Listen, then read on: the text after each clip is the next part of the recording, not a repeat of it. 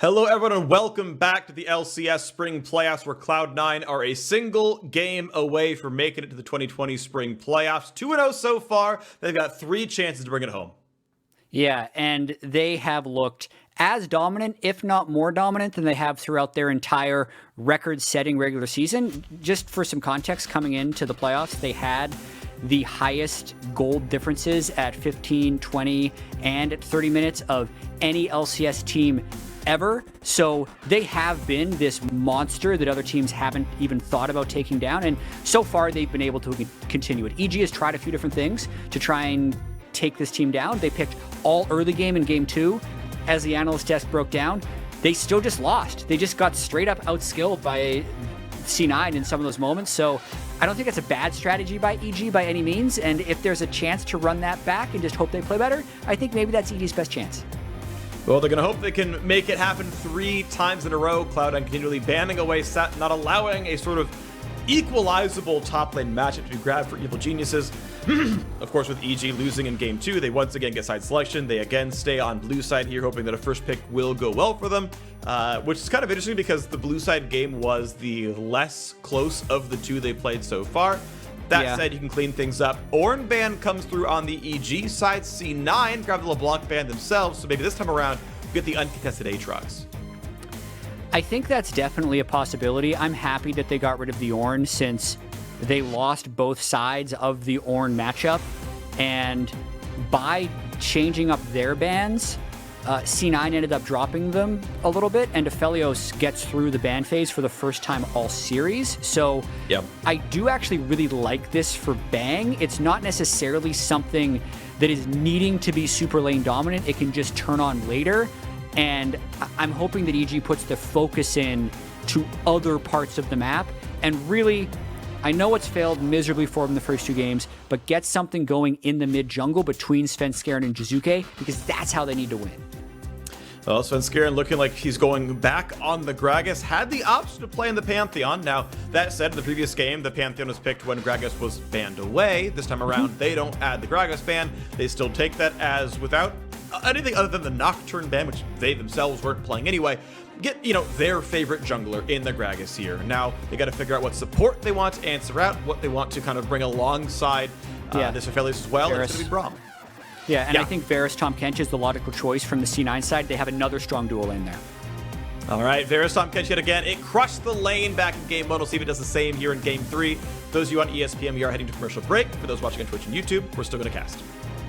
And I think this is the first time they've actually matched, or actually they haven't even matched the roles yet again, because as you mentioned, it's jungle not there for the side of C9, and Aatrox already locked in. So even though EG is opting out of the Ornn versus X matchup, they are opting in to giving Licorice a power pick and being able to ban out as many potential counters as they want. Also note that, Zoe's still up, so I do think that maybe EG should just, throw a little ban there, just in case, since Nisqy is about 50-0 KDA, I think, something approximately in 4 games in the playoffs. So EG's still in for a doozy. Well, they're going to throw in some jungle bans first off. They're going to hope they can maybe push Blaber down a little bit.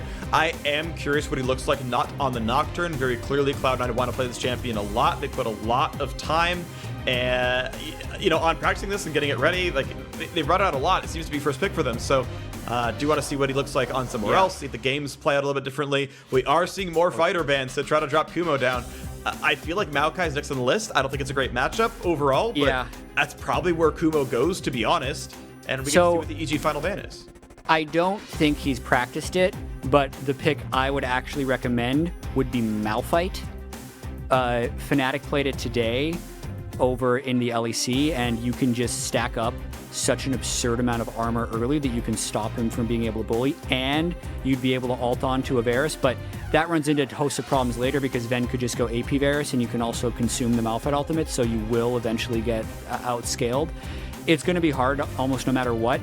I feel like it's actually a little comical that they banned out the Camille, just because I don't think that Kumo would win that matchup. They're basically just saying, we don't even need this final ban against Kumo, and I think it's a bit of a posture from C9. All right, so Pantheon comes through, certainly a very strong jungler, and we'll see what he can do with this one. Svenskeren had a very, very rough Pantheon game. Some of that over-aggression, to be fair, and then obviously got a bit outscaled. But Blaber still has a semi-global ultimate to get to any side that he wants to go fight a 2v1 out of nowhere from thin air, and Pantheon maybe does some similar things to the Nocturne, even if they liked Nocturne a bit more. They're going to grab that one regardless. EG get the top lane pick, and Poppy comes through as a top lane tank pick, and they get to steal away the Zoe. Yeah, it's actually only going to be Jiizuke's third Zoe game of the split. He's 1-1 on it so far, but I think it's needed to take it. And oh man, if let's see it, Nisqy, lock in the Rise. Like if they win the first 2 games by doing the Aatrox Ornn Aatrox, and then they win game 2-3 by doing Rise Zoe Zoe Rise.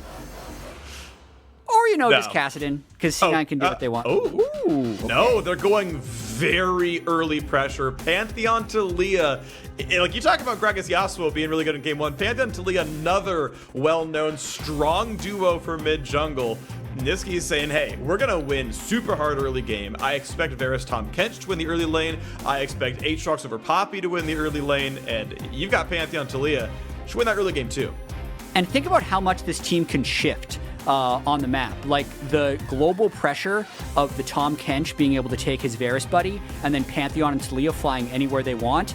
That is so much total shutdown to any type of map pressure that Jiizuke tries to apply in split push. So what was EG's greatest strength throughout the end of the split when they're on the big winning streak, it was their ability to split the map and do 1-3-1 in every single draft that C9 has done. They figured this out. They picked Nocturne, they picked Tahm Kench. They're just throwing the cherry on top with the Taliyah in this final draft. So if EG wins, it's not going to be through split push. Yeah, we're going to see if they can kind of make that one happen. Meanwhile, Cloud9, of course, have a very early game skewed draft. I am a little concerned about their scaling if it does mystically get to 28 minutes with equal gold. But C9 averaged, 1,500 gold lead in the first 3,000 gold in the first 15 minutes, and then just grow it linearly or exponentially in some cases from there. So we'll see what can happen here. Cloud9 have the draft for an explosive early game for breaking out pretty quickly in. And just for a little bit more historical context on what C9 is doing so far in this spring split, there have only been 2 other teams to ever go 17-1 in the regular season. It was 2016 Spring Immortals and 2016 Summer TSM. 2016 Summer TSM did it in best of 3s, so they actually had more game losses. When those teams went into playoffs, Immortals actually got swept out of the playoffs, and then TSM went 3-0 in the semis and 3-1 in the finals. What C9 has been doing is they're currently 5-0 in the playoffs, and because of the new playoff format, could potentially go 9-0. The last time a team actually went undefeated in an NA LCS playoff was back in the summer split of 2015 when CLG did it en route to their first title. So historic stuff that C9 is looking like they might be doing if they can continue this dominance, close out EG 3-0 here, and move on to the finals. Yeah, 4.5 years since our last undefeated playoff champion. Blaber going for an early play. All 5 are up there, but a chicken blocks the paddle star, just walks away. Nice attempt. By the way, Licorice is already top lane, ready to go. I appreciate the thought from EG. The idea of, hey, we expect Blaber to start with invade on Raptors. Let's set a trap for him. Problem is, the trap was sprung, and he wasn't under the little pinwheel. The little, the metal lever came down, and he's like, nah, my tail detaches, no big deal. Ultimately, Kumo misses XP on 3 minions, not to mention the gold, of course, dropped as well. Licorice gonna zone him off the wave. Top lane, you thought it was already bad. It's worse. Yeah, and they actually get Zeyzal's exhaust on top of all of it. Braum is so strong level 1 that, I mean, you can tell C9 is going for the jugular. Like, counter-jungling Raptors that early in the game as the Pantheon is like a big bet about where Svenskeren's going to start, and it actually was wrong. The fact that it didn't get punished is a little bit miraculous, and he's right back at it. He's just going to counter-jungle Svenskeren a little bit more. Yeah, I mean, they track the fact that, okay, he's starting bottom side of the jungle. He's probably doing, Raptors, red, Krugs, then top side, so I'll just take your top side before you do it.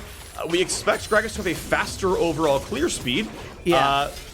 Yeah, you know, he can certainly try, but for now, Blaber is more than comfortable in his jungle pathing, and with his Raptors, with 2 camps gone, he's back to clearing. Blaber's paths have been awesome. What a lot of times Gragas do is they'll 3-camp red side recall to get their Predator boots because then their initial gank is so high threat. But Blaber, having just counter jungle the side, can get full control of the Scuttle Crab. If he really wants, it's not the highest experience play, but it would be a higher map pressure play. He could actually double Scuttle in this case because he knows Sven's going to be going up blue and he's already taken that side Scuttle, or he just gank. Jiizuke's already been crowd control locked. He's going to flash away, and that is the rock hitting him in the back of the head. Minions? Nisqy just walks away from the minion aggro. He's going to be fine with that one. That is mid lane dead, all summoners gone, and a wave crashing into the turret that Svenskeren has to show up and pick up. And they know, yep, he did a full bot side clear, and now he's stuck in mid lane. Take whatever you want. Yeah, so how about this? Let's double Scuttle and get the kill mid. Jiizuke has an exhaust, so he's feeling pretty confident here and he's willing to take that trade, but he also just has no jungler, and this whole series, Jiizuke has been playing lane like he has someone camping for him, and he just hasn't. It's always been Blaber there instead of Svenskeren, and that's what happens yet again. Another attempted fight down here. Zeyzal unable to block the piercing arrow from Zven, so Bang's already at half HP. Has his potion, may need to use it before too terribly long. There we go, pops it there. Svenskeren's gonna have to walk down to the bottom side, but poor guy got to clear mid lane and take Wolf. Good look. And now stuck back at the bottom side. Nice flash pick up there. They're gonna find some damage on his Zven. Gonna try to push him back out, but they're already behind him. The flash not gonna bring him to safety. Svenskeren is on the board of the kill. Now looking over at Vulcan, who is reasonably tanky. Blaber shows up, so does Jiizuke, so does Nisqy. Blaber's gonna be asleep. Blaber's going to die. Evil Geniuses, 2-1 on the board. Teleport's coming in towards the backside as Zven wants to rejoin his old lane. Vulcan gonna be pushed back, but he will stay alive. EG makes the fight work in the bot lane. And what a huge pickup that is for EG. If we go back through the whole series, what's usually happened is the first bad thing happens, and then they try another early gank in a little bit of desperation, and that fails too. This time, it actually works. They played this extremely well from the get-go, so they don't Predator until he's actually out of fog, so they don't have time to react. They get through it, and then look at the patience. Svenskeren doesn't body slam early, right? They know that that Braum stun is still going to be on Zven, so post-flash they can still kill him.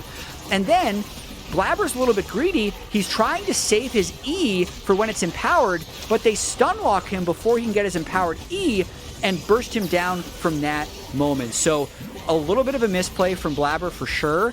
They had Zven dead to rights, and they finally convert a play. And we go back to the rest of the map now, as we can take a look and look at the fact that Cloud9 are down kills, but they're winning their lanes so much, they're still up 600 gold because they're winning the lanes by so much. 19 CSP in the bot lane, 10 up and top side with, again, Licorice going early cold to make that cash in later on. 2.5 camp lead for Blaber, mids plus 13, just every single possible role you could look at. Yeah, the depth here and there doesn't matter. Cloud9 are still just slaughtering the early game. Hey, we're 6 minutes in. Why not take the Drake while Zven still has a turret plate? There's more gold picked up, by the way.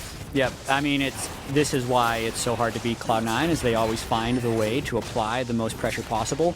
We do have to keep in mind what we talked about in the draft. If this gold stays close into the late game, EG will have a chance because of the tankiness that Poppy can bring in the late game, and more importantly, just the immense damage of a late game Aphelios who is protected by a Braum. So yes, C9 had the little bit of a misstep with getting 2 deaths bottom, but their foot is straight back on the gas pedal, and Licorice, please, bud.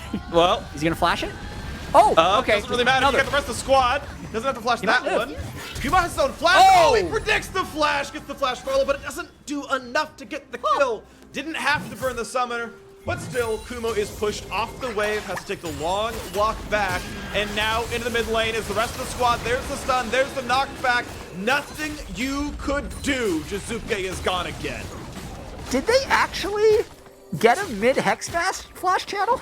Like, was Jiizuke actually channeling Hex Flash as that Pantheon all came down? Oh man, this is mid-jungle, right? Like, this is how Pantheon jungle is supposed to oppress the opponent mid laner. Jiizuke falling prey to the second straight Pantheon gank. And now the gold lead is back to 1,300. I feel like we've seen these numbers before at this stage of the game. Cloud9 doing it again and again and again. Nisqy ready to push down the mid lane as Blaber says, hey Sven, do you want to defend mid lane? Would you like this wave of minions here as I'm pushing it down?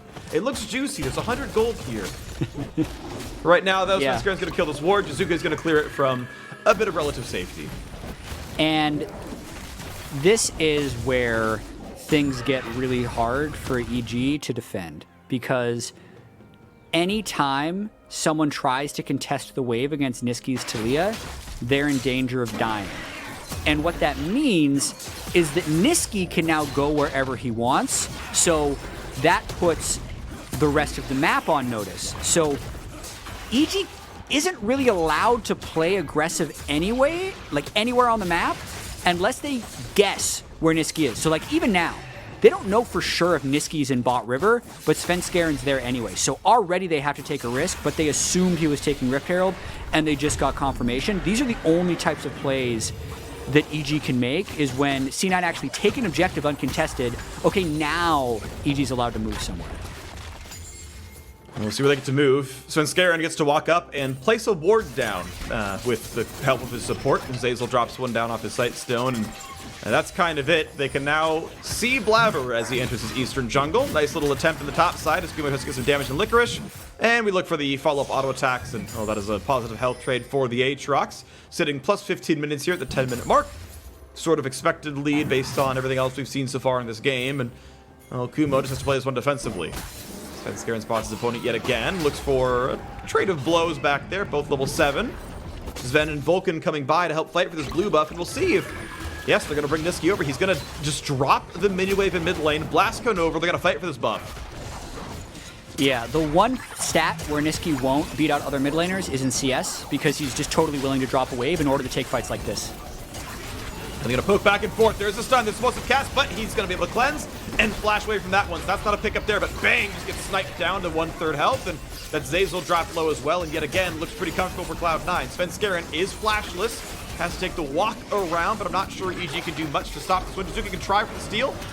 The Battlestar's back on cooldown. Another snipe towards Bang, and ooh, that got a bit close, but Nisqy managed to grab it all the same. Yeah, I mean, kind of surprising Blaber didn't smite secure that, and they just said, all right, Nisqy, we feel like you'll probably do more damage.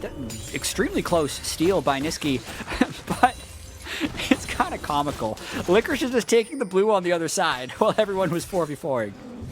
But suddenly Gragas doesn't have smite, but has the rest of his spells. Svenskeren's got a body slam. Here comes Taliyah. Here comes Pantheon. We're in your jungle. We want your buff. We want your life as well. Slightly early on the shove. Doesn't matter, Svenskeren's still dead. Little did you know, Aatrox was already there, and Nisqy was ready to join. We get a recall off of Kumo. That's something, but it's still Cloud9 walking over this game.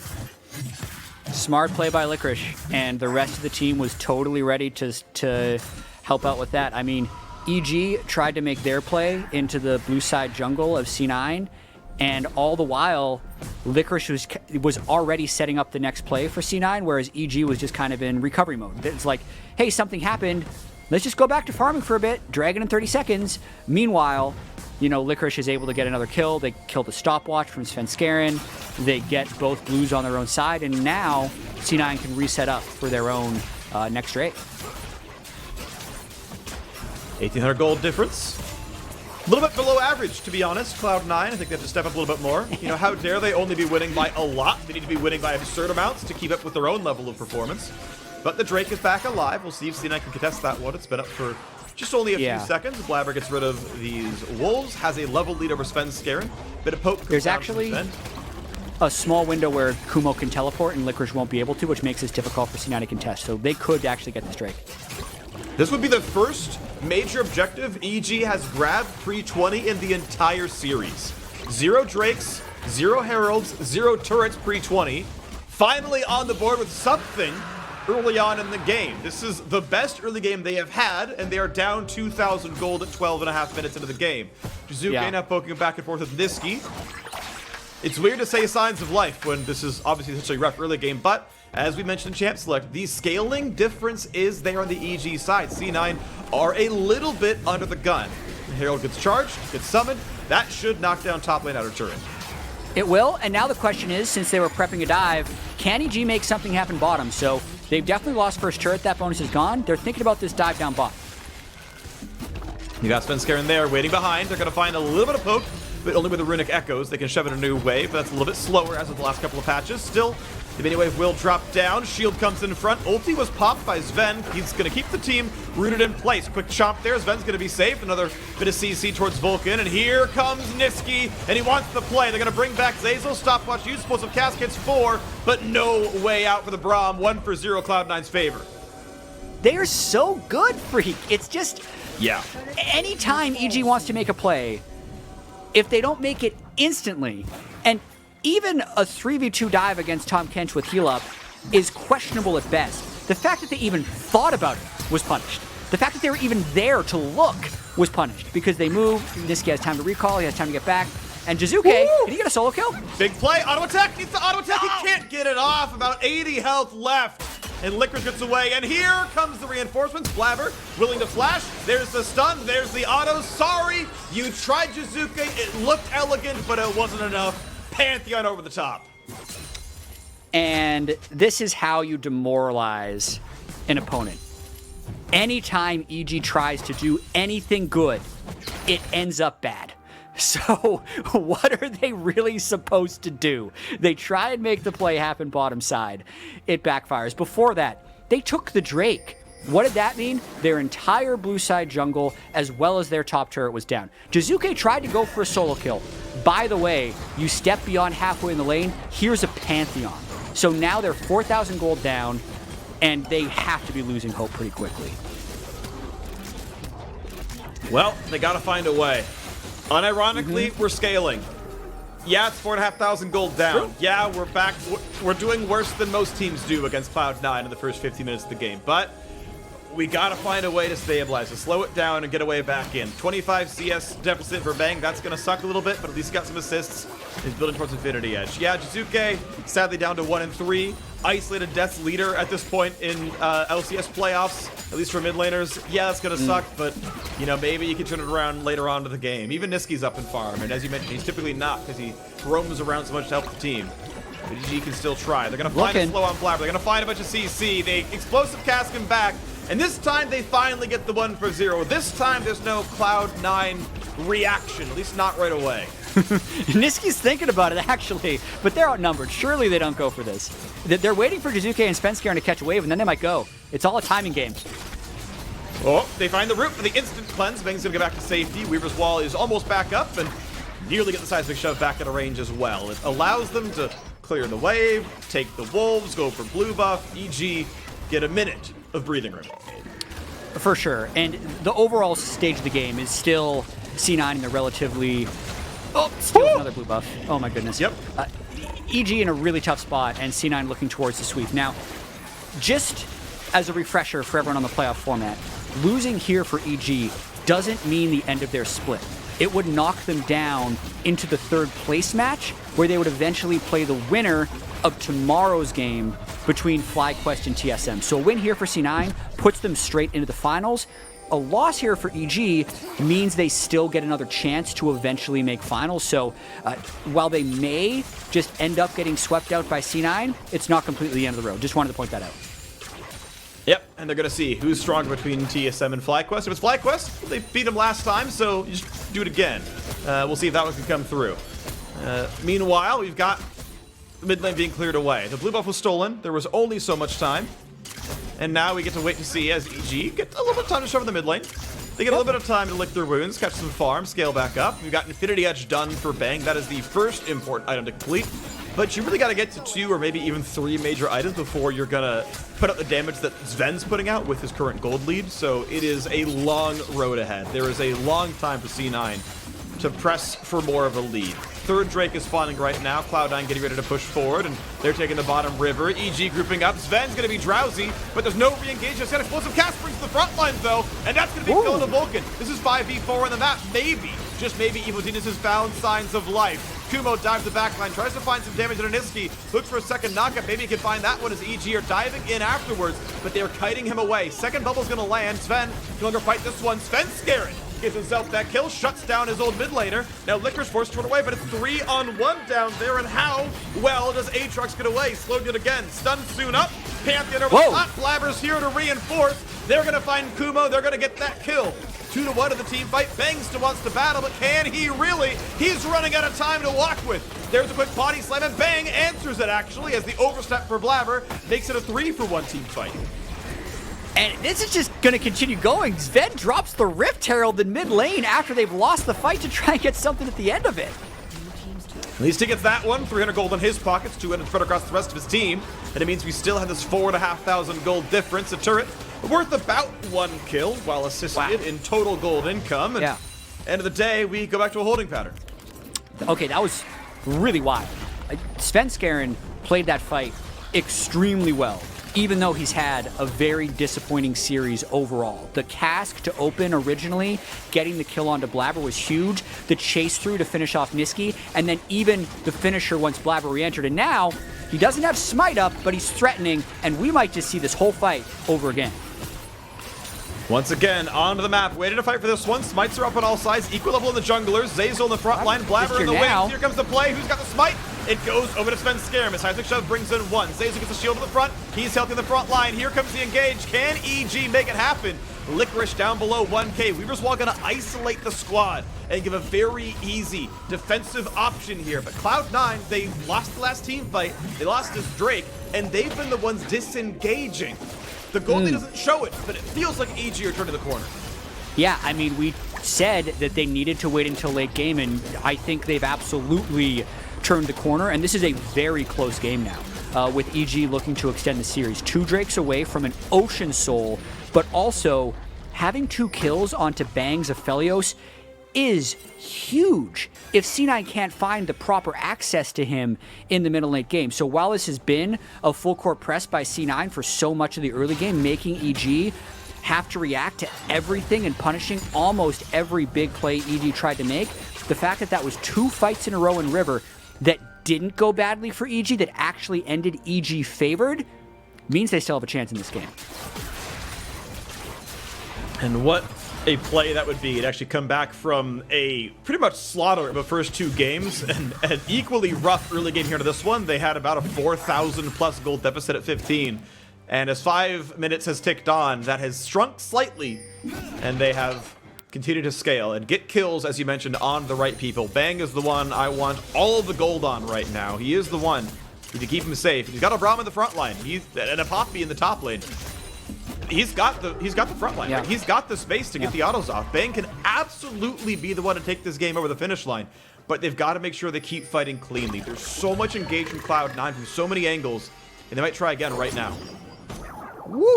Very close on the sleep of Nisqy, who is trying to find a pick there. And we're also at an interesting point where even though Kumo has been pretty far behind, he's really, really hard to kill with all the armor he's stacked, since generally speaking, Nisqy isn't the one to be able to rush him down with magic damage. I believe Zven will probably go the AP finish on Varus here, so I'm expecting like Nashor's Tooth and Zhonya's or Nashor's Tooth and Deathcap to finish, and once he has that, he'll be able to shred the front line of EG. But for this kind of brief window, you have the 2-item power spike on Bang and the really strong front line of Kumo, and EG needs to take advantage of this moment in time. Hurricane being done is such a huge deal, especially when Zven is between buys. I think Zven still has more money overall. I think he's expected to with a 30 CS lead. But if you don't recall and spend that money and put new items in the inventory, that doesn't matter. You don't hit people with your wallet. You hit them with the items you buy with that thing. And so until that comes through, I like Bang in every team fight until something else comes into that inventory. And Minion's going to be cleared back and forth. And there's nothing quite worth fighting for right now. We're still 2 minutes from the next Drake, which is not, I would say, absurdly important. Yes, it puts Evil Geniuses on soul point. You want to get the 4 Drakes eventually, but I mean, that's not going to happen until, you know, quite a while into the game. Cloud9 have very little incentive to pick it up themselves. While Baron's on the map, I don't feel like either team has quite the control to really fight for it. Yeah, and it's going to be really interesting watching the rest of this game because, like, yes, EG has the scaling advantage, mainly through the Aphelios, but if he dies, and if Zven is able to stay safe, Varus late game is also really potent, even if he's low mobility. So just a lot, like kind of just key players to really watch for. It is going to be, I think, an AD carry dominated story here in who can stand and fire in these team fights and like how the team makes space for them. Zeyzal going to try a little bit of something right now. Look at it, damage to Zven. Pow! That is a lot of poke. Put him with 1 spell, then a half HP. Now he can lifesteal back up. He's going to be fine. Vulcan, of course, already there to save him, but you can see how much damage they can do, and that was 1 spell. Imagine what it looks like when you land more than 1.